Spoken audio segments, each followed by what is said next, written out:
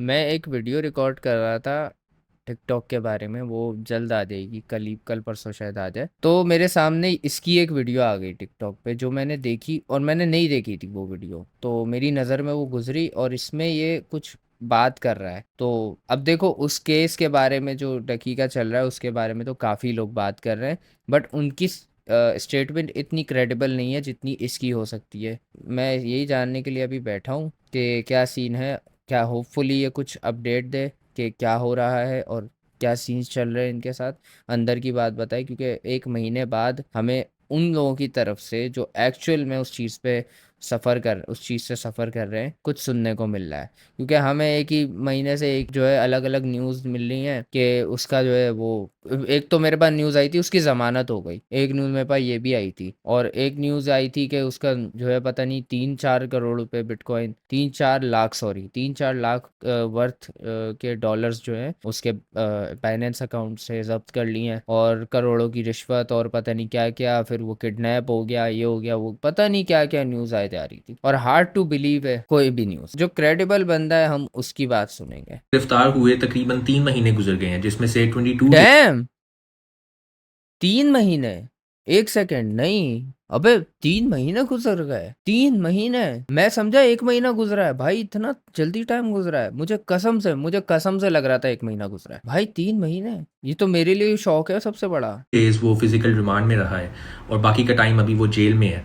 और इस पूरे केस ने साथ के ऊपर, मेरी फैमिली के ऊपर, खास तौर पे घर की खवातीन के ऊपर एक गहरा असर छोड़ा है। इस सब के दौरान हम्म। बहुत से लोगों का बहुत कुछ कहना था, बहुत से हम्म। रिपोर्टर्स का, बहुत से पेजेस का, चाहे वो सच हो या झूठ हो, उनके मुख्तलिफ ओपिनियंस थे, मुख्तलिफ उनके तबसरे थे। लेकिन आज की जो मेरी बात है वो एक एंटायरली डिफरेंट चीज के बारे में है। एट वन पॉइंट आप सबका ये कंसर्न था, ये सवाल था कि ये केस जरूरत से ज्यादा ही ड्रैग ऑन हो गया। आज जिस पॉइंट पर हम स्टैंड करते हैं, जो एक्शन हमने एनसीसीआईए ऑफिसर्स के खिलाफ लिया है, वो एक्शन सिर्फ हमारे अपने मुफाद के लिए नहीं है। ये एक्शन उन तमाम लोगों के लिए है जो ब्लैकमेलिंग के विक्टिम बन चुके हैं। हम हाँ, ये इस चीज़ पे मैं बोलूँगा कि अब मुझे जो नज़र आ रहा है ना, शुरू शुरू में मुझे नज़र आया था कि ये एक क्रैकडाउन है अगेंस्ट इन्फ्लुएंसर जो गैम्बलिंग प्रमोट कर रहे हैं, बट अब मुझे कहीं ना कहीं लग रहा है कि ये गैम्बलिंग प्रमोट करने वालों के लिए नहीं है जो क्रैकडाउन हुआ है।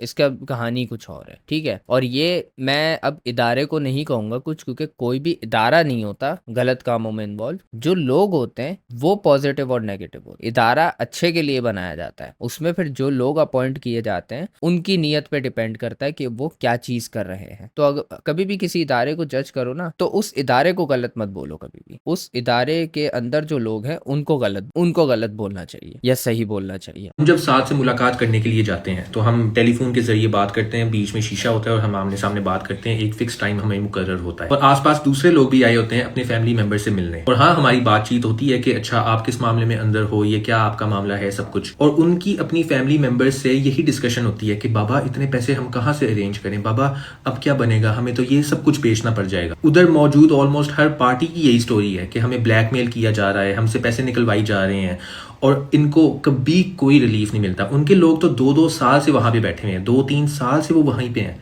हमें तो फिर 3 महीने हुए हैं, लेकिन उनके 2-2 साल से वहां है, उनको कोई रिलीफ नहीं मिल और रहा और किसी तरह। इनका इनका केस शायद फास्ट इसलिए भी चल रहा है क्योंकि ये एक कह लो पॉपुलर केस है, सही है, कह लो मीडिया की नज़रों में है ये केस। इस केस को जो है नोटिस किया जा रहा है, इसकी हर डेट पे जो है इसकी अपडेट्स ली जा रही हैं, और इस पे जल्दी फैसला करने की ज़रूरत है क्योंकि इस पे काफ़ी लोगों की नज़रें टिकी हुई है। इसलिए ये केस इतना फास्ट शायद चल रहा है, जितना भी चल चुका है ये फास्ट चल रहा होगा आई गेस। तो तब इसको 3 महीने गुजर चुके हैं। अब तुम सोचो कि जो लोग आम आदमी जो होंगे, जो गलत इल्ज़ाम में फंस गए होंगे और वहां से निकलने के लिए उन्होंने केस जो है डाला होगा, या फिर पिटीशन डाली होगी जो भी है, या फिर जो है जमानत के लिए जो भी डाला होगा दरखास्त, तो उनको 2-2 साल गुजर चुके हैं और स्टिल वो लोग उस चीज़ में फंसे हुए हैं। वहाँ का उनको बेनिफिट नहीं हुआ। और जब हम मुलाकात से बाहर निकलते हैं तो मैं, मामा, अरूब, हम आपस में ये बात कर रहे होते हैं कि हम इतने लकी हैं कि हम एटलीस्ट लीगल फ़ी हम अफोर्ड कर सकते हैं, हम ये आना जाना, ट्रांसपोर्टेशन, सब कुछ अफोर्ड कर सकते हैं। इस सब के हम्म। बावजूद, इस सब स्ट्रेस के बावजूद वी कैन अफोर्ड थिंग्स। लेकिन ज़्यादातर केसेस में लोग नहीं अफोर्ड कर सकते कि वो लॉयर्स की फ़ी दें या आना जाना, वो हार मान जाते हैं और वो हाँ। अपना सब कुछ देने को तैयार हो जाते हैं। एनसीसीआई ये जो इदारा है ये एज एन इंस्टीट्यूशन करप्ट नहीं है। आप किसी इदारे का नाम लो, आपको हर इदारे में अच्छे बुरे लोग मिलेंगे। एग्जैक्टली यही बात मैंने बोली है कि कोई भी इदारा करप्ट नहीं होता, इदारे के अंदर अच्छे बुरे लोग होते हैं। सही बात है। लेकिन हम अनलकीली बहुत बुरे लोगों के शिकंजे में आए हैं और डे वन से हमारी फैमिली को भी ऐसे ब्लैकमेल किया जाता था। मैं एक बात करूंगा, उस ये मेरा पॉइंट ऑफ व्यू है, ठीक है। मैं ये नहीं कह रहा कि ये हुआ है, ये मेरा अपना, अबे यार, ये मेरा अपना एक पॉइंट ऑफ व्यू है कि उसको ऐसे मतलब उस चीज में जेल में किस तरह पहुंचाया गया कि वो बाहर ही ना आ सके। मैं यहाँ पे एक अपना ओपिनियन बेस्ड बात करूंगा, तो मैं किसी को कोई गलत सही नहीं कह रहा, ठीक है। ये मेरी एक राय, ये मेरा एक पर्सपेक्टिव है जो मैं सोच रहा हूँ। तो हुआ ये होगा कि डक्की के खिलाफ कि ये जो है एनसीसीआई, ये जो अभी बनी है, ये अभी अभी बनी है और इसमें कुछ लोग अपॉइंट हुए हैं। तो इसमें एक इन्होंने सोचा होगा, जितने भी लोग गलत लोग जिनको ये कह रहे हैं कि इन्वॉल्व हैं, उन्होंने सोचा होगा कि हम इनके खिलाफ, हम इनको किस तरह अपने शिकंजे में लाएं, सही है, पकड़ें किस तरह इन लोग। तो उन्होंने बोला भाई डकी ऑब्वियसली पॉपुलर है काफ़ी, और उसको पकड़ेंगे तो उससे इनका नाम भी होगा, इदारों में इनकी वाहवाह भी होगी और आवाम भी अप्रिशिएट करेगी। जैसे कि तुम देख सकते हो वहाँ ये हर पॉडकास्ट में जा जाके इनका रीज़न क्या था, बेहूदगी फैला रहे हैं, ये जो है फला चीज़ कर रहे हैं। अरे बेहूदगी तो और लोग फैला रहे हैं, आप इसी को क्यों पकड़ रहे हो? जुए प्रमोट कर रहे हैं, अरे और लोग भी कर रहे हैं, बोर्ड लगे हुए हैं, बिल बोर्ड, या मैं हजार बार बोल चुका हूँ ये बात कि बिल बोर्ड लगे हुए हैं, तो आप इसी को क्यों पकड़ रहे हो? सही है। तो ये चीज़ें सही है। अब इसमें जो है फुल कैश किया जा रहा है, बोला जा रहा है कि भाई हम जो है इनके खिलाफ क्रैकडाउन करेंगे, हम फला ब्लॉगर को भी पकड़ेंगे, मजीद यूट्यूबर्स को डराया जा रहा है कि आपके खिलाफ भी क्रैकडाउन होगा, ये होगा वो होगा। और यूट्यूबर्स डर भी गए थे, ऑब्वियसली यूट्यूबर हैं वो, कोई कानूनी इदारे के लोग थोड़ी हैं, वो एक सिविलियन ही है एट दी एंड। वो कैसे अपना डिफेंड करेंगे? अगर उनको पकड़ के ले जाया जाए और उनके ऊपर कोई केस थोप दिया जाए तो उसको गलत साबित करने में ही उनको महीनों लग जाएंगे और उसमें अच्छे खासे पैसे निकल जाएंगे उनके। तो ये चीज़ है। और ये चीज़ अब इसमें मुझे नहीं पता कि इसके ऊपर गलत केस है या सही केस है, गैम्बलिंग वाली बात सच है, बट उसको जो है, बट उस चीज़ में इसके साथ जो सलूक किया जा रहा है वो मैं तुम्हें बताऊं, सना यूसुफ का जो मर्डर था उसके साथ भी नहीं किया गया था, सच बता रहा हूँ, और ये तुम लोग भी जानते हो, ये बहुत ज्यादती हो रही है। और अच्छा बात आ जाती है वहीं पे कि इन्होंने इसको कैसे मतलब शिकंजे में कैसे लाए इसको यहाँ पे। तो इस तरह हुआ कि देखो, इसको डायरेक्टली तो अरेस्ट कर नहीं सकते थे, ऑब्वियसली ये गवर्नर जो है उसके बेटे के साथ इसकी बातचीत है अच्छी, अगर वो इसको पकड़ के लेके जाते तो ये कॉल वॉल पे बात करवाता और एफआईआर दर्ज होने से पहले ही या कोर्ट जाने से पहले ही ये छूट के बाहर आ जाता। सही बात है, फैक्ट बोल रहा हूँ, क्योंकि होता है ये भाई, ये छुपाने वाली बात नहीं है, ऐसा हो जाता। सही है। और तो उन्होंने इसको पकड़ा इस तरीके से, ये मेरा एक अंदाजा है कि उन्होंने पकड़ा इस तरीके से, इसके खिलाफ एक कोर्ट में केस दायर कर दिया for promoting gambling apps and all. सही है। अब इसको किसी तरह से नोटिस को शायद गायब करा दिया गया कि वो इस तक ना पहुंचे, पहुंचा भी होगा तो पता नहीं, पहुंचा नहीं पहुंचा, लेकिन ऐसा हो जाता है कि नोटिस नहीं आता। अब 3 नोटिस जब तक आपको, अब 3 नोटिस तक कोर्ट के बुलाने पर आप नहीं जाते तो या आप डिफॉल्टर हो जाते हो, आपको अरेस्ट कर लिया जाता है और फिर और फिर कार्रवाई की जाती है, ठीक है, आपको जेल में रख के, ताकि आप भाग ना सको। अब यही हुआ, डकी नहीं गया 3 पेशियों तक। किस वजह से नहीं गया ये मुझे नहीं पता, इसमें मैं अंदाज़ा भी नहीं मार सकता। और फिर वो जब जा रहा था मुल्क छोड़ के, तो उसके खिलाफ वैसे ही कोर्ट से ऑर्डर आया हुआ था कि ये डिफॉल्टर है, जहां दिखे इसको पकड़ के जेल में डाल दो। सही है। जब वो जा रहा था वो उस चीज़ से बिल्कुल अनअवेयर था कि उसके खिलाफ ये नोटिस निकला हुआ है, वरना वो नहीं निकलता कभी भी मुल्क से बाहर। उसको पकड़ लिया, उसको पकड़ के लेके गए फौरन। अब उसके खिलाफ ऑलरेडी ये केस दर्ज था, तो उस पर FIR करने की ज़रूरत है ही नहीं। सही बात है ना, केस तो ऑलरेडी दर्ज है और उस पर ये आ नहीं रहा, डिफॉल्टर हुआ है, तो इसको डायरेक्ट लेके गए थाने। और फिर तुमने देखा होगा इसको कोर्ट ले गए थे फटाफट, अगले ही दिन सुबह कोर्ट ले गए थे, क्योंकि शायद केस दर्ज हुआ था पहले से ही और ये पेशियों पे नहीं जा रहा था। तो उसके बाद फिर जो है अब ये लड़ रहा है अपनी जमानत के लिए, जो कि इसको नहीं मिल रही क्योंकि ये डिफॉल्टर हो चुका है ऑलरेडी। तो कोर्ट इतनी आराम से शायद जमानत ना दे, क्योंकि कोर्ट की नज़र में ये डिफॉल्टर हो चुका है, भागने की कोशिश कर चुका है, तो इसको इस तरह से नहीं छोड़ेंगे आराम से। केस जब तक खत्म नहीं होगा शायद तब तक इसको जेल में रखें, हु नोस। और केस अभी क्या चल रहा है हमें उसकी डिटेल किसी को भी नहीं पता, बट इसको जो पकड़ना था ना, ये तरीका इन्होंने आजमाया कि इसके खिलाफ केस डाल दो, क्योंकि जब एक दफा अदालत में बात चली जाए ना, फिर आप कोई भी हो, आप नहीं बच सकते, क्योंकि उसमें आप मीडिया की नज़रों में आ जाते हो, आप जो है कानून की, आप जो है कोर्ट की नज़र में आ जाते हो, और कोर्ट में जो है फिर आपके ताल्लुकात नहीं चलते, फिर आप किसी को भी कॉल मिला दो। क्योंकि इसमें भी मैं बताता हूँ कि क्यों नहीं चलते। फर्ज करो एक कोर्ट है नॉर्मल, हाई कोर्ट से छोटा, जो लेवल का होता है। अब उसके जज से ताल्लुकात की वजह से इसको मिल गई क्या, जमानत, या कुछ भी हो गया, इसका केस खारिज हो गया। तो दूसरा वकील या दूसरा जो होगा, या जो जिसने केस किया होगा, वो दूसरे जगह जाएगा, हाई कोर्ट में जाएगा, वहां पे पीआईएल फाइल करेगा, पीआईएल होती है या कुछ ऐसी होता है, तो वहां पे कोर्ट केस दायर करेगा और जज को बोलेगा इस केस को रीओपन करो। वहां केस रीओपन होगा, वो जज सब देखेगा और फिर हो सकता है उसमें जिस जज ने फैसला सुनाया था शायद उसके खिलाफ भी कोई कार्रवाई हो जाए, या फिर उसमें वहां पे पकड़ हो सकती है। तो आप एक जज के साथ ताल्लुकात की वजह से छुट जाओगे, हर जज के साथ नहीं छूट सकते। और अगर आप हाई कोर्ट में भी कुछ कर लो, मतलब वहां पे भी अगर आप वैसे वहां पे तो नहीं हो सकता, लेकिन मान लेते हैं कि वहां पे भी आपने कुछ अपना चला लिया, उसके बाद फिर ऊपर के कोर्ट में बात आ जाती है, और वहां तो भाई किसी का बाप नहीं बच सकता, बड़े से बड़ा नहीं बच सका, ठीक है। तो कोर्ट में एक दफा बात चली जाए ना, तो आपके लग गए सही वाले। और इन्होंने वही किया, इन्होंने डायरेक्ट कोर्ट पे बात पहुंचाई कि ये भाग ही ना सके, ये कितने भी बड़े ताल्लुकात लगा ले, कितना पैसा लगा ले, ये छुट ही ना सके। और इन्होंने जो इसको छुटवाना था ना, फिर वो यही करवाना था, या तो ये लोग केस खारिज करवा देते रिक्वेस्ट करके, या कुछ भी करके केस खारिज करवा देते, या तो सबूत वगैरह चेंज करवा देते, ऐसा मतलब, या तो सबूत वगैरह पेश नहीं करते, कुछ ऐसा कर देते कि केस खारिज हो केस खारिज हो जाता। जिन्होंने उससे रिश्वत ली है ना, जिसका ये दावा कर रहे हैं, वो इसी तरह करते, फिर शायद अभी कर भी रहे हो, लेकिन अभी तो वो लोग गायब हुए हैं। खैर लंबी हो गई, इसकी सुनते हैं। इन लोगों की ये टैक्टिक बन चुकी थी कि जब इन्होंने बंदा उठाने जाने तो अपने साथ 2-3 और लोग लेकर जाते थे, और जब बंदा उठाते थे तो कहते थे कि ये फलाना बंदा आईएसआई का है, ये फलाना बंदा एमआई का है, चलो अब डील करो हमारे साथ। इस तरह इन पर प्रेशर डाल के सब कुछ निकलवाया जाता है, और इनका अपना कोई मूड नहीं होता कि इस केस को लीगल चैनल के थ्रू लेकर चलें। और अभी भी जो एक्शन हमने एनसीसीआई ऑफिसर्स के खिलाफ किया है, वो एक लीगल चैनल के थ्रू ही किया है, जिसमें एफआईए एंटी करप्शन सेल नहीं, मतलब आप ये कह रहे हो कि जो अभी डक्की जेल में है वो लीगली जेल में नहीं है, ये चीज़ हजम नहीं हुई। मतलब वो तो कोर्ट में जा रहा है, हाजिरियां दे रहा है, और केस उसके खिलाफ दर्ज है, तो क्या मतलब, समझ नहीं आया मुझे, क्या क्या मामला है ये। ने हमारे साथ बहुत ज्यादा ताउन किया है। उन्होंने मुकम्मल हमारा इस मामले में साथ दिया है विद सब्सटेंशियल एविडेंस। और मेरा मकसद आप लोगों को इनकरेज करना है कि अगर आपको कोई थ्रेट करता है, आपको कोई ब्लैकमेल करता है, कोई ऑफिसर जिस भी रैंक का हो, आपने फौरन एंटी करप्शन सेल को इन्फॉर्म करना है विद एविडेंस, और वो आपका काम लाजमी करेंगे। दूसरी ये बहुत अच्छी इन्होंने होशियारी खेली कि अगर उन्होंने इनसे पैसे मांगे तो इन्होंने पैसे तो दिए, लेकिन उन्होंने उनको बताया भी एंटी करप्शन वालों को कि ये हमसे रिश्वत की डिमांड कर रहे हैं। तो ये बहुत अच्छा, इन्होंने बहुत होशियारी खेली है, इन्होंने बहुत अच्छा स्टेप लिया। बात यह कि मेरी आप लोगों से एक रिक्वेस्ट है कि अरूब को इस मामले में फजूल में घसीटना बंद कर दें। अरूब और मेरी मदर ऑलरेडी बहुत ज्यादा सफर कर चुकी हैं।